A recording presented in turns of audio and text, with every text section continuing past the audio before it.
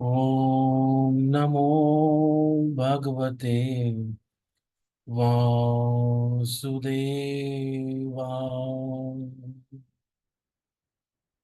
ओम नमो भगवते वासुदेवाय।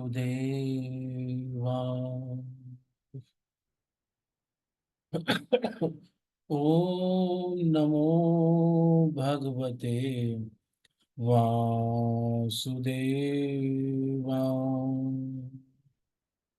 नारायणं नमस्कृत्य नरं चैव नरोत्तमं देवीं सरस्वतीं व्यासं ततो जयमुदीरये।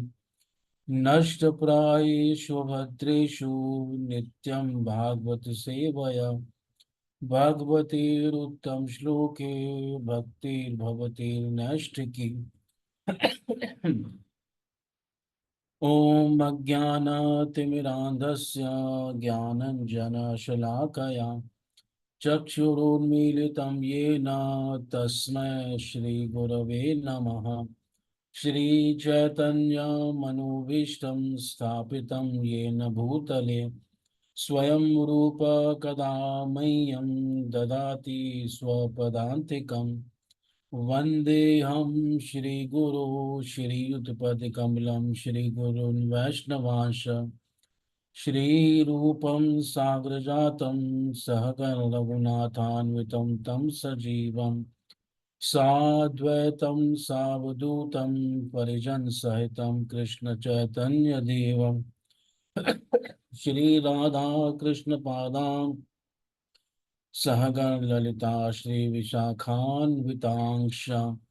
हे कृष्ण करुणा सिंधु दीनबंधु जगतपते गोपेश गोपिका कांत राधा कांत नमस्तुते।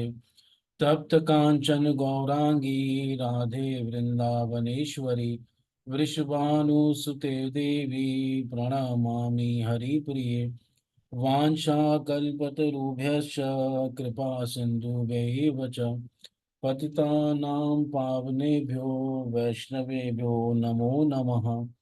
जय श्री कृष्ण चैतन्य प्रभु नित्यानंद श्री अद्वैत गदाधर शिवासादि गौर भक्त वृंद। हरे कृष्णा कृष्ण कृष्ण हरे हरे हरे राम राम राम हरे हरे। नमो विष्णुपादाय कृष्णपृष्ठाय भूतले श्रीमते भक्तिवेदांत स्वामिन् इति नामिने। नमस्ते सारस्वते देवे गौरवाणी प्रचारिणे निर्विशेष शून्यवादी पाश्चात्य देश तारिणे। हरे कृष्णा। तो आप सभी भक्तों का इस्कॉन द्वारका की ओर से इस शिक्षा क्लासेस में हार्दिक स्वागत है। तो हम भागवत के सत्र में पहले स्कंद के तीसरे अध्याय की चर्चा करेंगे और हम इसमें जो है अभी तक 22 श्लोकों की चर्चा कर चुके हैं। तो आज हम 23वें से प्रारंभ करते हैं। और अभी जो प्रसंग चल रहा है वो शौनक आदि ऋषियों ने जो प्रश्न किए थे, तो उसमें एक प्रश्न था कि उनकी अवतार की कथाओं के बारे में बताइए। अतः आख्यायी हरिर्धीमन अवतार कथा शुभा लीला विददस्वेरम ईश्वरस्य आत्ममायया। जो भगवान अपनी स्वतंत्र इच्छा से स्वतंत्र लीला से विभिन्न अवतार लेते हैं, उन अवतारों के बारे में बताइए। तो अवतारों का ही वर्णन चल रहा है और अभी तक वो जो हैं पहले पुरुष अवतारों का वर्णन किया और उसके बाद एक एक करके 18 अवतारों तक बता चुके हैं। अब आगे बता रहे हैं। तो शुरू कर रहे हैं 1-3-23 से। एकोनविंशे विंशति में वृष्णेषु प्राप्य जन्मनि राम कृष्ण इति भुवो भगवान् हरद्भरम् एकोनविंशे विंशति में वृष्णीषु प्राप्य जन्मनि राम कृष्णोऽविति भुवो भगवान् हरद्भरम् एकोनविंशे विंशति में वृष्णीषु प्राप्य जन्मनि राम कृष्णोऽविति भुवो भगवान् हरद्भरम्। तो इसका शब्दार्थ, अनुवाद और तात्पर्य जगत गुरु श्रील प्रभुपाद महाराज जी के द्वारा। श्रील प्रभुपाद महाराज जी की जय। 19वें तथा 20वें अवतारों में भगवान ने वृष्णि कुल में अर्थात यदु वंश में भगवान बलराम तथा कृष्ण के रूप में अवतार धारण किया और इस तरह उन्होंने संसार के भार को दूर किया। तो 18वां अवतार बताया था नर देवत्वमापन्न सुर कार्य चिकीर्षया समुद्र निग्रह आदीनि वीर्याणि चक्रे वीर्याणि अतः परम। कि 18वें अवतार में भगवान राजा के रूप में आए और उन्होंने भगवान राम के रूप में आए और उन्होंने समुद्र के ऊपर निग्रह किया, पुल बनाया, सेतु बनाया और बहुत वीरता पूर्ण कार्य किए। अब कह रहे हैं एकोनविंशे। एकोनविंशे का मतलब है 19वें अवतार में, सप्तमी विभक्ति है, यानी कि इसका मतलब 19वें में, और विंशति में यानी 20वें में। 19वें अवतार में और 20वें अवतार में भगवान वृष्णिषु प्राप्य जन्मनि भगवान वृष्णि वंश में प्रकट हुए और उनके नाम क्या थे? राम कृष्णो इति, भगवान बलराम जी और भगवान कृष्णा। भू, भगवान ने क्या कार्य किया इस अवतार में? तो मुख्य एक कार्य बता रहे हैं। भगवान अहरत भरम, भगवान ने भार दूर किया। पृथ्वी पे बहुत ज्यादा भार हो गया था आसुरी राजाओं का, तो भगवान ने वो सारा भार जो है दूर कर दिया। और ये भागवतम वर्णन आता है कि जैसे भगवान जो है कंस ने कई सारे असुर भेजे, भगवान ने एक एक करके सबका वध कर दिया। फिर कंस का वध कर दिया, सारे असुरों का जो नायक था। उसके बाद कंस का जो ससुर था जरासंध, वो भगवान का द्वेषी हो गया जब भगवान ने उसके दामाद कंस को मार दिया। तो जरासंध भगवान से द्वेष करने लगा और उसने मथुरा के ऊपर चढ़ाई कर दी और भगवान ने जरासंध की सारी सेना का वध कर दिया और जरासंध को छोड़ दिया। क्योंकि जरासंध को भगवान ने इसलिए नहीं मारा पहली बार में, क्योंकि भगवान ने सोचा कि मैं कहाँ कहाँ जाके सबको मारूंगा असुरों का, इसको छोड़ देता हूँ, ये अपने आप सब इकट्ठा करके फिर ले आएगा। तो फिर दूसरी बार भी वो सारे असुरों को इकट्ठा करके इस बहुत बड़ी सेना लेके आया। फिर भगवान ने ऐसा किया, सारी सेना को, उसके सेना नायकों को मार देते थे, फिर उसको छोड़ देते थे। तो ऐसे कई बार जरासंध ने चढ़ाई की और भगवान ने बारंबार उसको छोड़ दिया। 17 बार भगवान ने जरासंध की सेना को, उसके सेना नायकों को मार करके उसको छोड़ दिया। और 18वीं बार जब वो आया तो भगवान ने उसके साथ युद्ध ही नहीं किया, बल भगवान जो है, मतलब भगवान ने पहले ही अपने जो मथुरा वासी थे उनको द्वारका में प्रवेश करा दिया और उधर से जरासंध भी आ गया, इधर से काल यवन भी आ गया। तो इस प्रकार भगवान ने काल यवन और जरासंध इन सब का सेना का संहार किया। भगवान ने मतलब कई सारे जो हैं, कई भार हरण किया, बहुत भार हरण किया। और फिर अंत में जो है भगवान ने महाभारत का युद्ध करवाया और उसमें भगवान ने भीम, अर्जुन आदि को निमित्त बनाया। और उसमें भी भगवान ने, उस युद्ध में भी भगवान ने बहुत सारे असुरों का भार दूर किया।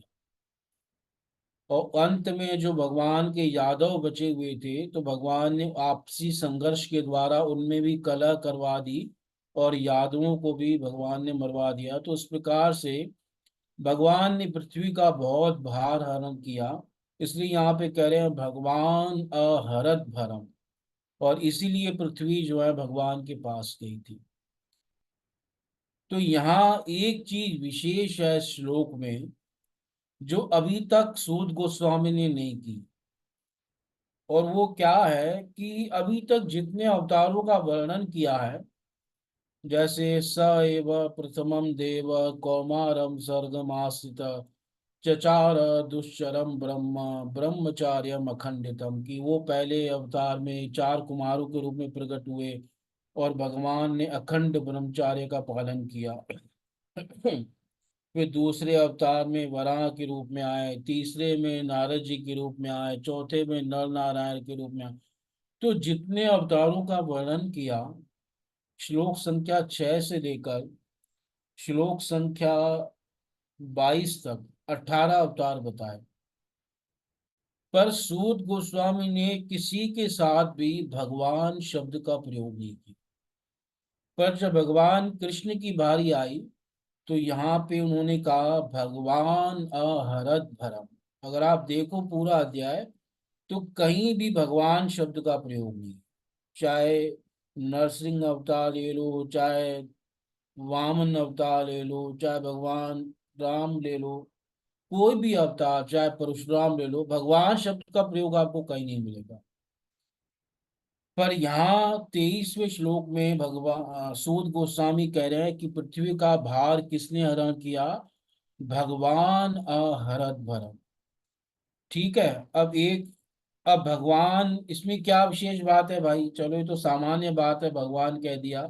नहीं, इसमें एक विशेष बात है कि इस अध्याय का पहला श्लोक देखो, तो उसमें क्या कह रहे हैं? जगृहे पौरुषम रूपम भगवान महदादिवी। उसमें भगवान शब्द का प्रयोग हुआ कि सबसे पहले भगवान ने क्या ग्रहण किया? पौरुष रूप ग्रहण किया। यानी भगवान पहले थे और उन्होंने पुरुष रूप धारण किया। पुरुष रूप का मतलब है कारण दक्षाई विष्णु का रूप धारण किया। सबसे पहले प्रथम पुरुष वही हैं, जिनको महसृष्टा कहते हैं, जिनको महाविष्णु कहते हैं, जिनको कारणोदकशाई कहते हैं। तो वो पुरुष रूप भगवान ने धारण किया। तो भगवान की सत्ता पहले है और भगवान ने ये पुरुष रूप धारण किया है।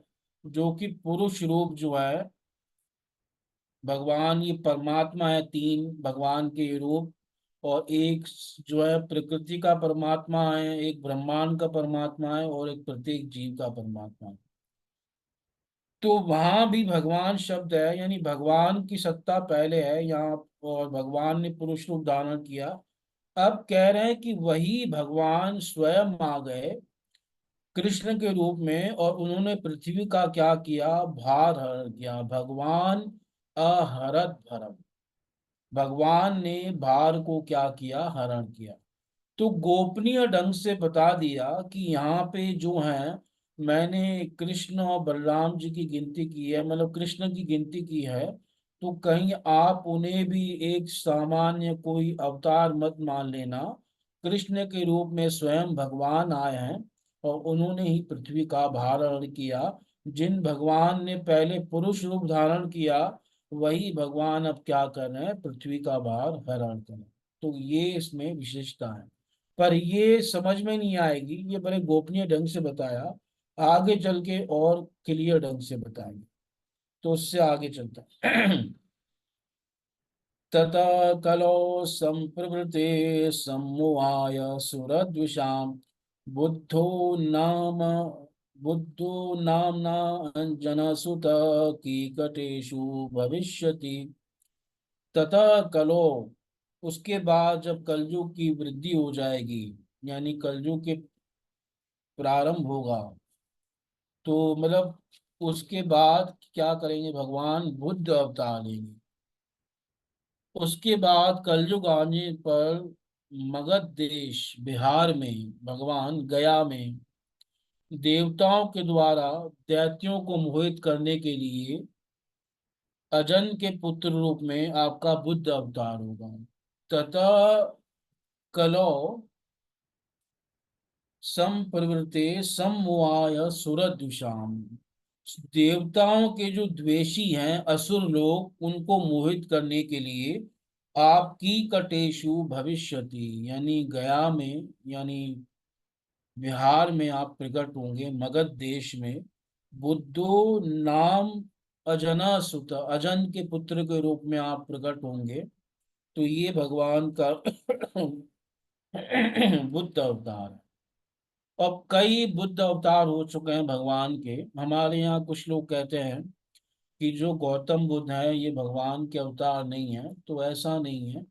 जो गौतम बुद्ध हैं वो भी भगवान के अवतार हैं, और जो अजन सुत है वो भी भगवान के अवतार हैं। गौतम बुद्ध जो हैं इनका भी वर्णन अग्नि पुराण में हुआ है, इनको भी भगवान का अवतार माना गया। पर इन्होंने जो मत चलाया, या भगवान बुद्ध जो भी मत चलाते हैं, तो यहाँ भागवत के श्लोक में उसका उत्तर दे दिया गया है, वो भक्तों के लिए नहीं है, वो असुरों को मोहित करने के लिए भगवान वो मत चलाते हैं। सम्मोहाय सुरद्विषा, तो जो भी बुद्धिस्ट हैं, जो भी बुद्ध भगवान की फिलॉसफी, उनके सिद्धांत को ग्रहण करते हैं, वो वास्तविकता में सबके सब जो है असुर ही हैं। और भगवान ने नास्तिक मत चलाया है, भगवान वेद को नहीं मानते हैं इस मत में। भगवान बुद्ध जो है वेदों का खंडन करते हैं, और उन्होंने अपनी मर्जी से मत चलाया है। और किस लिए चलाया है, देवताओं के शत्रु जो असुर थे, वो कई रूपों में प्रकट हो गए थे कलयुग में। तो उनको मोहित करने के लिए, उनको अपनी तरफ आकर्षित करने के लिए, क्योंकि कई बार यहाँ पे क्या हो रहा था कि बहुत पशु हिंसा बढ़ गई थी। वैदिक यज्ञों के नाम पर जो है ब्राह्मण लोग और क्षत्रिय लोग क्या कर रहे थे, पशु हिंसा बहुत कर रहे थे। क्योंकि यज्ञों में पशुओं की बलि दी जाती है, और कर्म कांड है। तो कर्म कांडी व्यक्ति जो हैं बहुत ज्यादा पशुओं की बलि दे रहे हैं। तो यज्ञ तो कर रहे थे अभी वैदिक, पर इससे हो क्या रहा था, निर्दोष पशु जो हैं वो मारे जा रहे थे। तो भगवान के अंदर दया आई, भगवान प्रकट हुए, और उन्होंने जो है ऐसा प्रचार किया कि उन्होंने कहा वेद को मत मानो। तो इस प्रकार से अब जो लोग असुर थे वो मोहित हो गए भगवान की बात से। पर जो भक्त थे वो मोहित नहीं हुए, क्योंकि वो वेद के बगैर वो चल नहीं सकते, शास्त्रों के बगैर। तो इस प्रकार से भगवान ने असुरों को मोहित कर दिया, और फिर उन्होंने जो है पशु हिंसा वगैरह बंद कराई। पर आजकल तो बुद्धिस्टों में भी कई भेद हो गए हैं, और कई बुद्धिस्ट जो है हिंसा हिंसा करते हैं, मांसाहार वो भी करते हैं। तो इस प्रकार से भगवान जो है बुद्ध के रूप में प्रकट हुए, और इन्होंने जो है असुरों को मोहित कर दिया। इस समय जो वर्तमान में कई सारे चल रहे हैं नव बौद्ध वगैरह, ये बहुत द्वेष करते हैं जो हैं वैदिक संप्रदाय से, भगवान के भक्तों से, वैष्णव से, और जो भी देवी देवताओं के उपासक है उनसे बहुत द्वेष करते हैं। तो इस तरह ये भगवान ने मत चलाया, और ये नास्तिक मत है, इसलिए भगवान बुद्ध को तो प्रणाम करते हैं, पर उनके इस मत को स्वीकार नहीं करते, क्योंकि ये असुरों के लिए है। और जयदेव कवि ने भी जो 10 अवतारों का वर्णन किया है, तो उसमें उन्होंने भगवान बुद्ध की गिनती भी की है। कारुण्यम आतन्वते, वो लिखते हैं कि वो करुणा दिखा रहे हैं भगवान बुद्ध।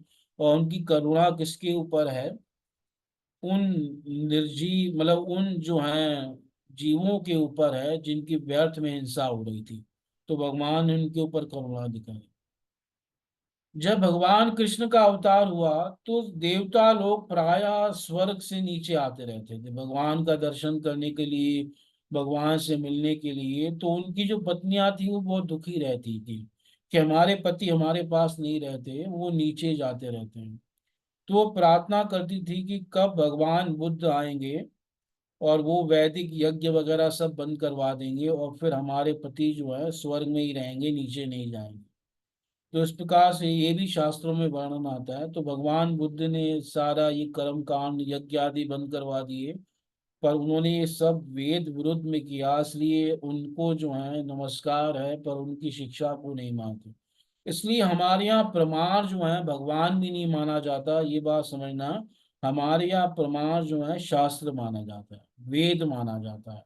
और वेद सम्मत जो गीता आदि ग्रंथ हैं वो प्रमाण माने जाते हैं। तस्मा शास्त्रम प्रमाणम ते कार्य कार्यो व्यवस्थितो ज्ञात्वा शास्त्र विधान उत्तम कर्म कर्तुं में आरसी। इसलिए कई बार लोग कहते हैं ना कि ये प्रमाण है, वो भावुकता में लोग बात कर जाते हैं, पर वास्तविक सिद्धांत नहीं समझते। हमारे यहाँ कोई गुरु प्रमाण नहीं है, कोई आचार्य प्रमाण नहीं है, सब कोई प्रमाण नहीं हो सकते। केवल प्रमाण है शास्त्र। किसी गुरु को भी कुछ बोलना है तो उसे शास्त्र के अकॉर्डिंग बोलना होगा, किसी आचार्य को भी बोलना है तो उसे शास्त्र के अकॉर्डिंग बोलना होगा। स्वतंत्र कोई कुछ प्रमाण नहीं है। इसलिए हमारे जितने भी आचार्य हैं वो कोई भी बात लिखते हैं तो शास्त्र का प्रमाण देते हैं, शास्त्र की बात कहते हैं। क्योंकि अगर साधुओं को, गुरुजनों को या आचार्यों को प्रमाण मान लेंगे तो उसमें एक दोष आ जाएगा बहुत बड़ा। फिर सारे संसार में जो मत चल रहे हैं, सारे सिद्धांत चल रहे हैं, वो सब सही मानने पड़ेंगे, क्योंकि उनको किसी न किसी साधु ने या किसी न किसी गुरु ने चलाया है, और वो फिर सब सही है, फिर कोई गलत होगा ही नहीं। फिर जो ओशो ने मत चलाया वो भी सही है, जो आचार्य प्रशांत चला रहे हैं वो भी सही है, ब्रह्म कुमारी वाले भी सही हैं, फिर किसी को गलत नहीं कह सकते। इसलिए भावुकता में नहीं आना चाहिए। जो सही बात है शास्त्र की, जब हम भगवान को प्रमाण नहीं मानते, अगर वो शास्त्र विरुद्ध बात करते हैं, तो फिर गुरुजन कैसे प्रमाण हो सकते हैं, और परंपरा के जो आचार्य हैं वो कैसे प्रमाण हो सकते हैं? वो प्रमाण नहीं है। इसलिए कोई भी, रूप गोस्वामी इतने बड़े महान आचार्य हैं हमारे, हमें रूपानु कहा जाता है, वो भक्ति रस साम्राज्य समूह में कोई भी सिद्धांत कह रहे हैं तो वो शास्त्र का प्रमाण दे रहे हैं। हालांकि वो बिना शास्त्र की कोई बात नहीं करेंगे, पर वो दिखा रहे हैं, ये शिष्टाचार है कि प्रमाण मैं भी नहीं हूँ, प्रमाण शास्त्र है। तो ये बात सब भक्तों को पता होनी चाहिए, और किसी को भी ये नहीं कहना चाहिए कि भाई ये प्रमाण है या उन्होंने कहा, नहीं, प्रमाण शास्त्र है।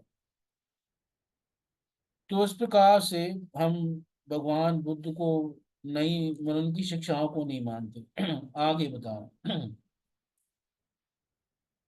अथासो युग संध्यायां दस्यु प्रायेषु राजसु जनता विष्णु यशसो नामना कल्कीर जगतपति। तत्पश्चात दो युगों के संधि काल में भगवान कल की अवतार के रूप में जन्म लेंगे, और विष्णु यशा के पुत्र होंगे। उस समय पृथ्वी के शासक लुटेरे बन चुके होंगे। अथा सो युग संध्यायाम, यही भगवान युग की संध्या में, यानी कलयुग की जब संध्या आएगी अंत में, यानी कलयुग जब जाने वाला होगा, सतयुग आने वाला होगा। और उस समय दस्यु प्रायेषु राजसु, प्राय सारे राजा शासक ये चोर लुटेरे बन गए होंगे। जनिता विष्णु यशसो, उस समय विष्णु यश के यहाँ भगवान जन्म लेंगे।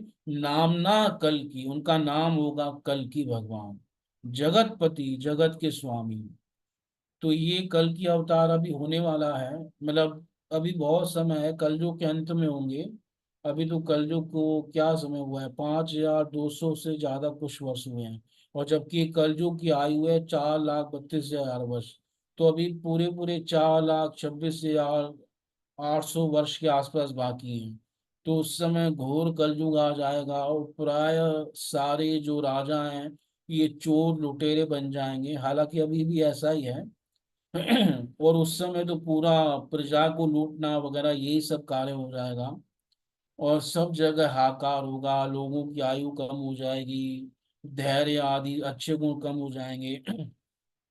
तो उस समय भगवान जो हैं कल की प्रकट होंगे, एक सफेद अश्व के ऊपर बैठकर आएंगे, उनके हाथ में एक तलवार होगी, और कई सारे जो हैं उनके साथ देने के लिए होंगे। जैसे मैंने पिछली बार बताया था कि हनुमान आदि जितने भी ये चिरंजीवी हैं वो सब भगवान कल्कि की सहायता करेंगे और बड़ा भयंकर युद्ध होगा भगवान कल्कि का कली के साथ। और उस समय भगवान जो है सारे दुष्टों को सारे असुरों का वध करके जो सज्जन लोग बचे होंगे वो भगवान कल्कि के जो सुगंध है जो वायु उनके हृदय में पहुंचाएगी तो उनका हृदय शुद्ध हो जाएगा और उसी समय कलयुग समाप्त हो जाएगा और सतयुग का प्रारंभ होगा। तो फिर से उन्हीं शुद्ध लोगों के द्वारा जो भगवान कल्कि की सुगंध से पवित्र हो जाएंगे उनके द्वारा सतयुग की स्थापना होगी। और जो कई योगी जो हैं अभी भी छिपे रहकर तपस्या कर रहे हैं कलाप ग्राम में तो वो कलाप ग्राम से वापस आ जाएंगे। देवापी और मरु महाराज और ये सब क्या करेंगे सूर्य वंश की और चंद्र वंश की दोबारा से इस पृथ्वी में स्थापना करेंगे। तो सतयुग में फिर से सूर्य वंश जो प्रकट हो जाएगा चंद्र वंश प्रकट हो जाएगा। आज भी कुछ योगी हैं जो छिपे हुए हैं वो वेट कर रहे हैं जब कलयुग समाप्त हो तो वो फिर से यहाँ पे आए और वंश का विस्तार करें। वो कलाब गांव में रहते हैं वहां पे कोई मनुष्य नहीं जा सकता। तो इस प्रकार से भगवान कल्कि जो हैं कलयुग के अंत में आएंगे। तो ये 22वें अवतार हैं भगवान कल की। तो इस प्रकार से कुल यहाँ पे 22 अवतारों की गोस्वामी ने। तो क्या ये 22 अवतार ही हैं भगवान के तो अब उसका वर्णन करें नहीं नहीं। अवताराय असंख्येया हरे सत्व निधे दुजा यथा विदासिन कुल्या सरस स्यु सहस्रश